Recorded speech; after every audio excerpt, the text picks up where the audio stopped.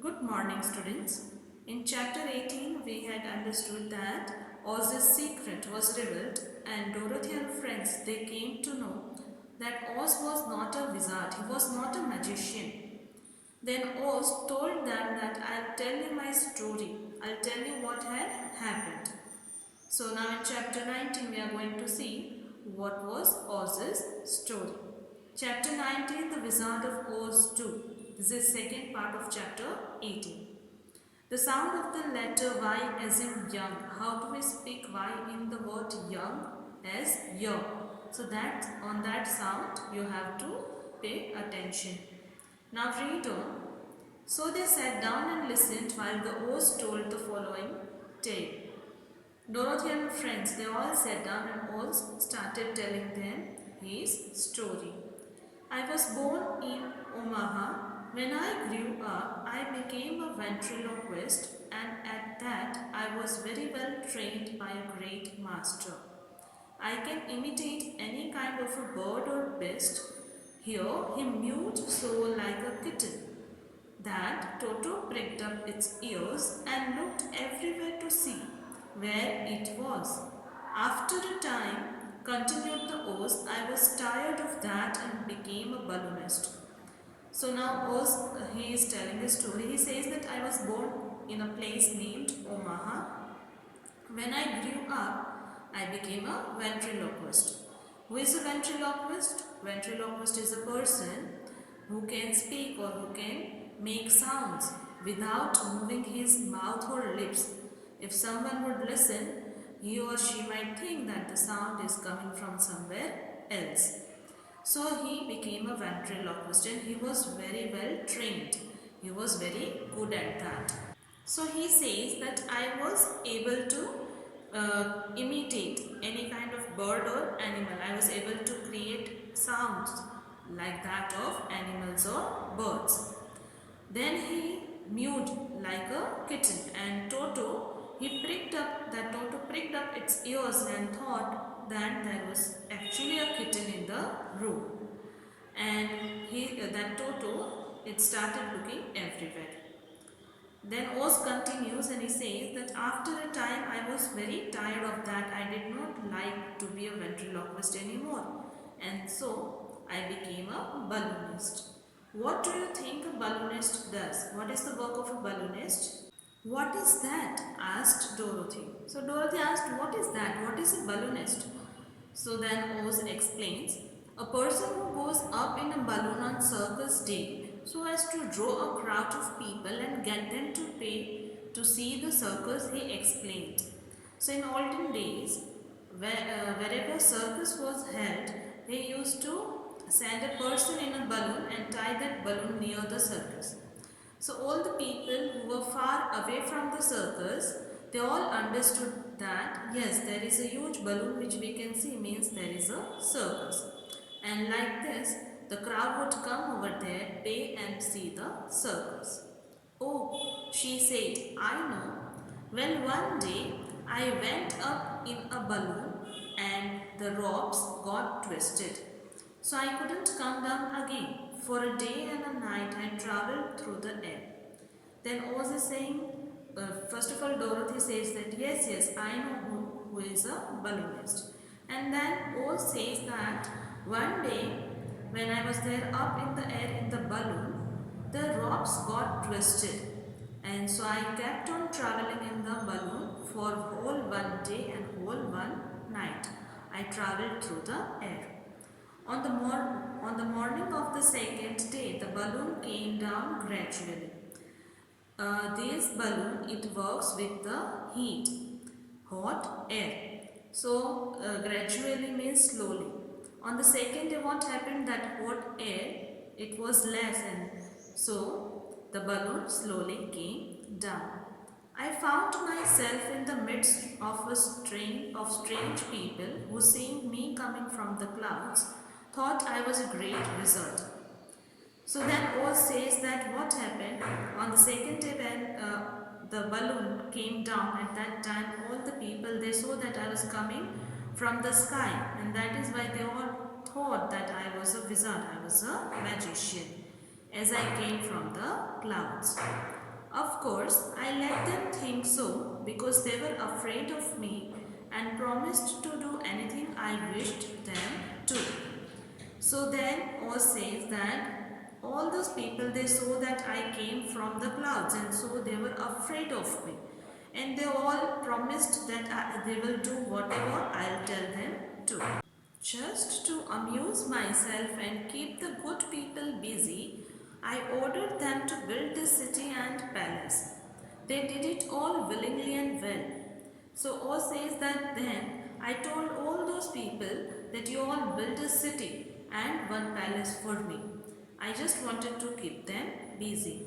And all those people, they did build a palace and a city, and that too willingly. Then I thought, as the country was so green and beautiful, I'll call it the Emerald City.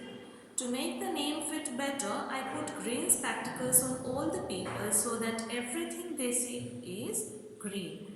So Oz says that the city that people built was very green and very beautiful, and that's why I named it Emerald City. I also made a rule that everyone will wear green spectacles so that wherever they would see, it would appear green. But isn't everything here green? Asked Dorothy. So now Dorothy is asking that is everything green over here? No more than in any other city, replied the Oz. But when you wear green spectacles, everything you see looks green to you. So Oz is telling that this city is just like any other city, and so it's not greener than other cities. But just because you wear those spectacles, green spectacles, you think that everything you see is green, but actually it's not so. One of my greatest fears were the witches, for while I had no magical powers at all, I soon found out that the witches were really able to do wonderful things. There were four of them in this country, and they ruled the people who lived in the north and south and east and west. So Oz says that I was really afraid of the witches because I was not having any magical power and they actually had magical powers. They were able to do really great and wonderful things with their magical powers.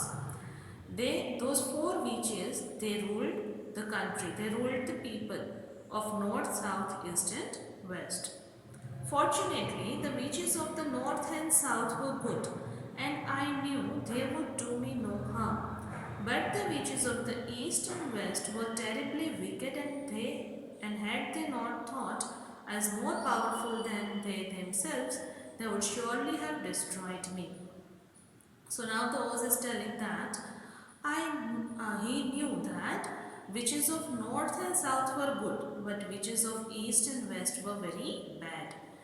They would have harmed him, but they did not do so because they thought Oz was even more powerful than them.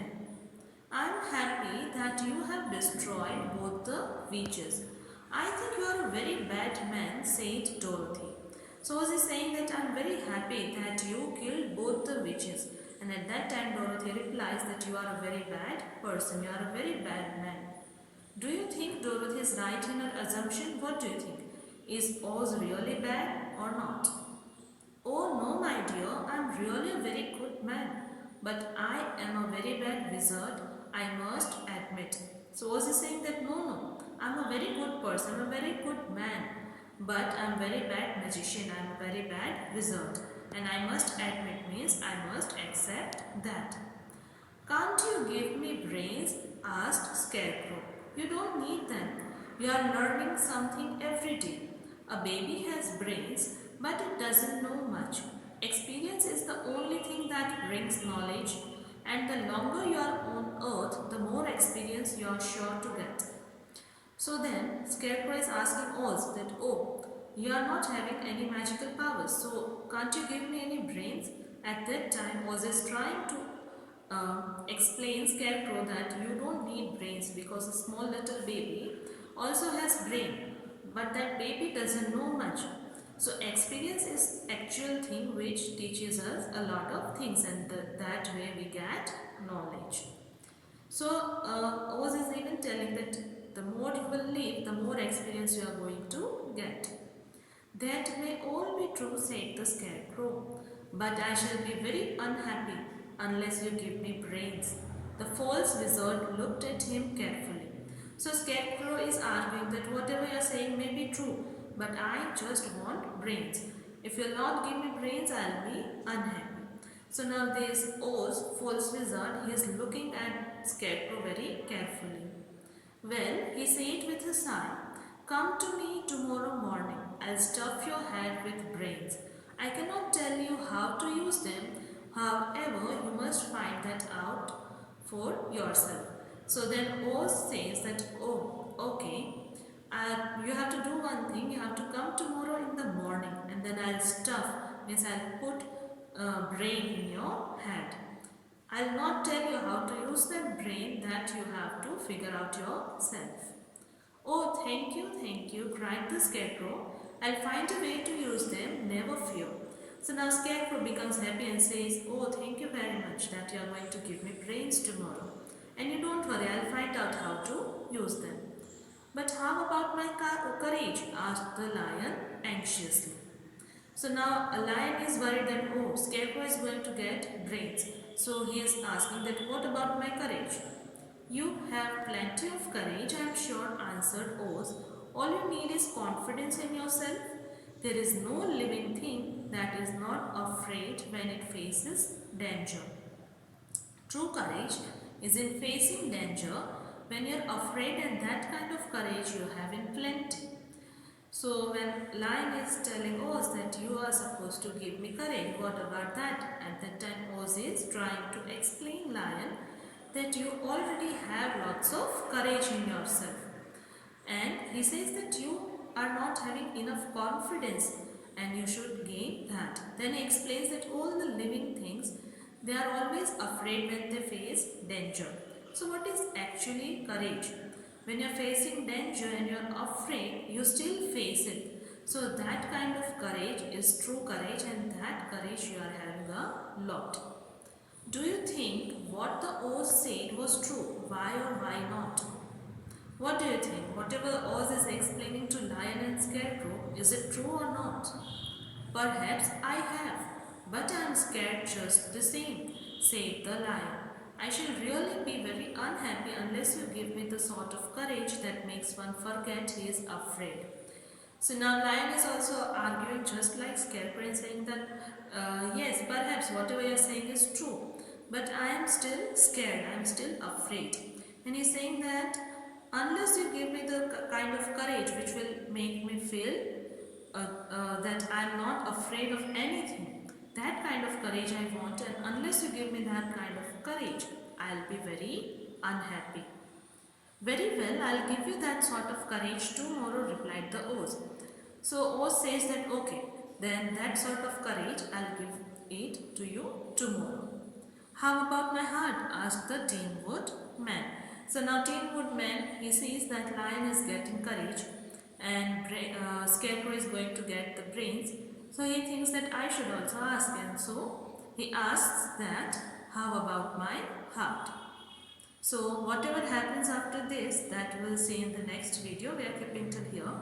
I hope you have understood the part of the chapter that I explained. Thank you.